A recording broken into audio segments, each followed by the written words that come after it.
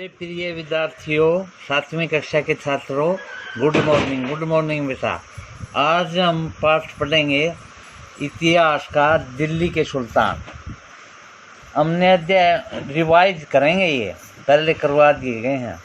हमने अध्याय 2 में देखा कि कावेरी डेल्टा जैसे बड़े बड़े राज्यों के केंद्र बन गए थे। क्या आपने गौर किया है कि अध्याय 2 में ऐसे किसी राज्य का जिक्र नहीं जिसकी राजधानी दिल्ली रही हो। इसी वजह यह है कि दिल्ली महत्वपूर्ण शहर 12वीं शताब्दी में ही बना। तालिका 1 पर नज़र डालिए। पहले तोमर राजपूतों के राज्यकाल में दिल्ली किस साम्राज्य की राजधानी बनी? तोमर राजपूतों के काल में दिल्ली किस साम्राज्य की राजधानी बनी? 12वीं शताब्दी के मध्य तक तोमरों को अजमेर के चौहानों, जिन्हें चाहमान नाम भी दिया जाता है, ने परास्त किया। तोमरों और चौहानों के राज्यकाल में ही दिल्ली वाणिज्य का एक महत्वपूर्ण केंद्र बन गया। इस शहर में बहुत सारे समृद्धशाली जैन व्यापारी रहते थे, जिन्होंने अनेक मंदिरों का निर्माण करवाया। यहाँ देहलीवाल कहे जाने वाले सिक्के भी डाले जाते थे, जो काफ़ी प्रचलन में थे। 13वीं शताब्दी के आरंभ में दिल्ली सल्तनत की स्थापना हुई और इसके साथ ही दिल्ली एक ऐसी राजधानी में बदल गई जिसका नियंत्रण इस उपमहाद्वीप के बहुत बड़े क्षेत्र पर किया जाता था। तालिका 1 में फिर से नजर डालिए और उन 5 वंशों की पहचान कीजिए जिन्होंने मिलकर दिल्ली सल्तनत बनी। जिस इलाके को हम आज दिल्ली के नाम से जानते हैं, वहाँ इन सुल्तानों ने अनेक नगर बसाए। मानचित्र को देखकर दिल्ली, एक हुना, सिरी और जहांपनाह को पहचानिए। जहांपनाह को पहचानिए। मेरे प्रिय सुल्तानों के बारे में जानकारी कैसे? हालांकि अभिलेखों, सिक्कों और स्थापत्य कला के माध्यम से काफ़ी सूचना मिलती है, मगर और भी महत्वपूर्ण वे इतिहास, तारीख, एक वतन, तवारीख, बहुवतन, जो कि सुल्तानों के शासनकाल में प्रशासन की भाषा फारसी में लिखे गए थे। तवारीख के लेखक, सचिव, प्रशासक, कवि और दरबारियों जैसे सुशिक्षित व्यक्ति होते थे, जो घटनाओं का वर्णन भी करते थे और शासकों के प्रशासन संबंधी सलाह भी देते थे।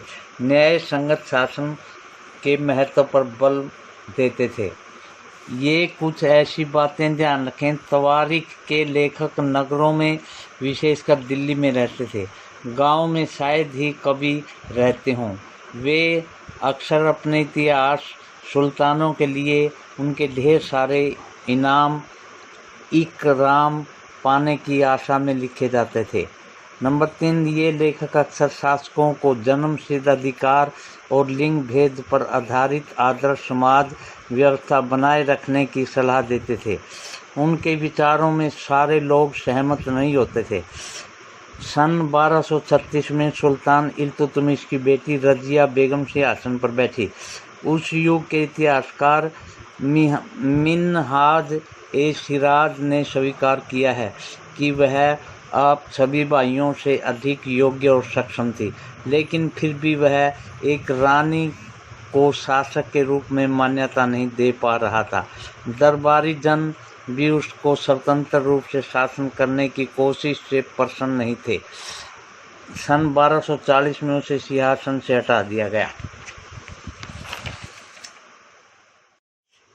दिल्ली सल्तनत का विस्तार गैरीसन शहर से साम्राज्य तक। 13वीं शताब्दी के आरंभिक वर्षों में दिल्ली के सुल्तानों का शासन गैरीसनों के निवास के लिए बने मजबूत किले, बंद शहरों से परे शायद ही कभी फैसला हो। शहरों से समृद्ध लेकिन उनसे दूर भीतरी प्रदेशों पर उनका नियंत्रण न के बराबर था। और इसलिए उन्हें आवश्यक सामग्री, रसद आदि के लिए व्यापार, कर या लूट मार पर ही निर्भर रहना पड़ता था। दिल्ली के सुल्तान बंगाल और सिंध के गैरिसन शहरों का नियंत्रण बहुत ही कठिन था। बगावत, युद्ध, यहाँ तक कि खराब मौसम से भी उन्हें संपर्क के नाजुक सूत्र छिन भिन हो जाते थे।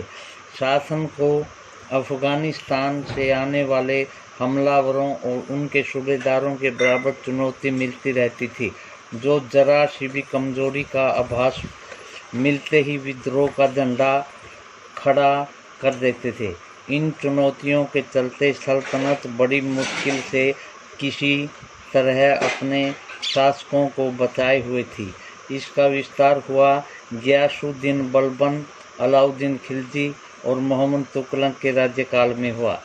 सल्तनत की भीतरी सीमाओं में जो अभियान चले, उनका लक्ष्य था गैरिसन शहरों की पृष्ठभूमि में स्थित भीतरी क्षेत्र की स्थिति को मजबूत करना।